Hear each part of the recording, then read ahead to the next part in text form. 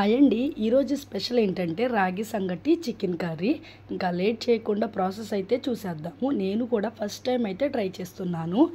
First ఒక చిన్న గ్లాస్తో రైస్ అయితే తీసుకోవాలండి. ఈ రైస్ని మనం నీట్గా క్లీన్ చేసేసుకుని ఒక 1 అవర్ పాటు పక్కన నానబెట్టేసుకోవాలి. 1 అవర్ నానిన తర్వాత నేనైతే ఇక్కడ కుక్కర్లో ట్రై చేస్తున్నాను. ఈ రైస్ అంతా కూడా వేసేసుకోవాలి.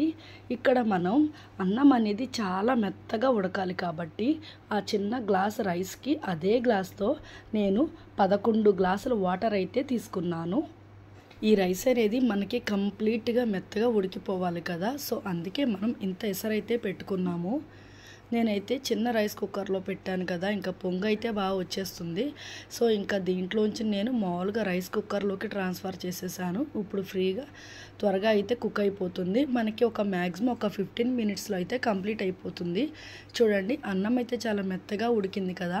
ఇప్పుడు మనం ఏ గ్లాస్తో అయితే రైస్ తీసుకున్నామో అదే గ్లాస్తో 2 గ్లాసెస్ రాగి పిండి అనేది వేసుకోవాలి. ఫస్టే వేయంగానే కలపకుండా జస్ట్ ఇలా ఒక లేయర్ లాగా వేసుకోవాలి. వేసుకుని ఇంకా దాని మీద ప్లేట్ పెట్టేసేసుకుని ఒక 5 మినిట్స్ వరకు మనం ఉడికించుకోవాలన్నమాట. పక్కనైతే చికెన్ కర్రీ కూడా ప్రిపేర్ చేస్తున్నాను. చూడండి, ఒక 5 మినిట్స్ తర్వాత కొద్దిగా సాల్ట్ అయితే వేసుకోవాలి సరిపడా. ఇప్పుడు వేసుకుని మనం ఏం చేయాలంటే ఒకేసారి ఉండలుగా కాకుండా స్లోగా మొత్తం అన్నం అంతా కూడా కలుపుకోవాలి. చూడండి, మనకు ఆల్రెడీ రైస్లో కొద్దిగా వాటర్ అయితే ఉన్నప్పుడు ఈ రాగి పిండి వేసుకోవాలన్నమాట. ఆ వాటర్కి ఈ రాగి పిండి అనేది చక్కగా మగ్గిపోతుంది. ఇప్పుడు ఒకసారి మొత్తం కూడా తిప్పుకోవాలి. అన్నం చూసారా ఎంత స్మూత్గా అయితే ఉడికిందో. ఒకసారి మొత్తం కలిపేసుకుని ఇష్టం ఉన్నవాళ్ళు కొద్దిగా నెయ్యి అయితే వేసుకోండి. టేస్ట్ అయితే కొద్దిగా ఎన్హాన్స్ అవుతుంది, చాలా బాగుంటుంది అన్నమాట. ఒకసారి మరలా నెయ్యి వేసుకుని మొత్తం కూడా తిప్పేసుకుని సాల్ట్ కూడా ఒకసారి చూసుకోవాలి. అంతా పర్ఫెక్ట్గా ఉన్నట్లయితే మళ్ళీ ఇంకొకసారి కూడా ప్లేట్ వేసేసుకుని ఇంకొక 2 మినిట్స్ అయితే మనం మగ్గించుకోవాలి. ఇప్పుడు వేడివేడిగా రాగి సంగటి అయితే రెడీ అయిపోయింది. ఇప్పుడు ఒక ప్లేట్కి నెయ్యి అయితే రాసుకుని ఇప్పుడు కొద్దిగా ఆ రాగి సంగటిని తీసుకుని చిన్న చిన్న ముద్దలుగా చేసుకోవాలి. ఫస్ట్ టైం అయితే చేశాను. నాకు చూడంగానే భలే అనిపించింది. అసలుకి చాలా సాఫ్ట్గా, అసలు మనకి రైస్ అనేది ఏమి పైకి కనిపించకుండా చాలా బాగా వచ్చింది. ఇంకా ఒక్కొక్కటి నేను చిన్న చిన్న ముద్దల్లాగా చేసుకుని పక్కనైతే పెట్టుకున్నాను. ఇంకా టేస్ట్ అయితే చూడాలి.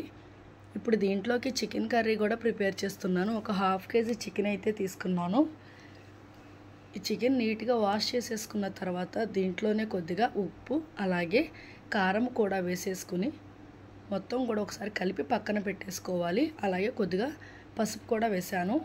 ఈ 3 కూడా వేసుకుని మొత్తం కూడా చికెన్ని మంచిగా మసాజ్ చేసుకుని ఒక 1/2 అవర్ పాటు అయితే మనం ఫ్రిడ్జ్లో పెట్టుకుంటే కర్రీ అనేది చాలా టేస్ట్ను అలాగే ముక్క కూడా చాలా బాగుంటుంది.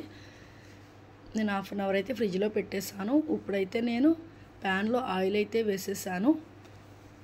ఇక్కడ నేను టమాటాలు అలాగే దాల్చిన చెక్క అవన్నీ మసాలా ఇంగ్రీడియంట్స్ ఉంటాయి కదా, అవన్నీ కూడా ఈ ప్యూరీలో కలిపి మిక్సీ పట్టేశాను. ఇప్పుడైతే చిల్లీస్ ఫ్రై అయిపోయినాయి కదా, నెక్స్ట్ ఈ పేస్ట్ కూడా వేసుకుని ఫ్రై చేసుకున్న కొద్దిగా గ్రేవీ యాడ్ అవ్వాలి కదా.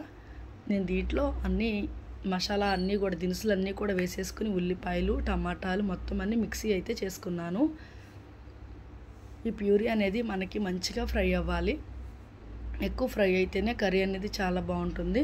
ఇప్పుడు కొద్దిగా అల్లం పేస్ట్ కూడా వేసుకొని ఇంకొక 5 మినిట్స్ వరకు మనం హై ఫ్లేమ్లోనే పెట్టి ఫ్రై చేసుకోవాలి. ఇప్పుడు మనం ముందుగా మ్యారినేట్ చేసుకున్న చికెన్ అయితే ఉంది కదా, సో ఈ చికెన్ని ఈ ప్యాన్లో వేసేసుకుని ఒకసారి మొత్తం అంతా కూడా కలుపుకోవాలి. ఒకసారి ఈ ప్రాసెస్లో అయితే ట్రై చేయండి. చికెన్ కర్రీ టేస్ట్ అనేది చాలా బాగుంటుంది. ఇదనే కాదు, ఈ ఉప్పు కారంతో పాటు అల్లం పేస్ట్ ఆయిల్ మొత్తం అని మన చికెన్ కర్రీలో ఏమైతే వేసుకుంటామో అవన్నీ వేసుకుని మ్యారినేట్ చేసి ఫ్రిడ్జ్లో పెట్టేసి డైరెక్ట్గా ప్యాన్ పెట్టేసుకుని ఈ కర్రీ వండినా కూడా చికెన్ కర్రీ అనేది చాలా టేస్ట్గా టెండర్గా జ్యూసీగా చాలా బాగుంటుంది.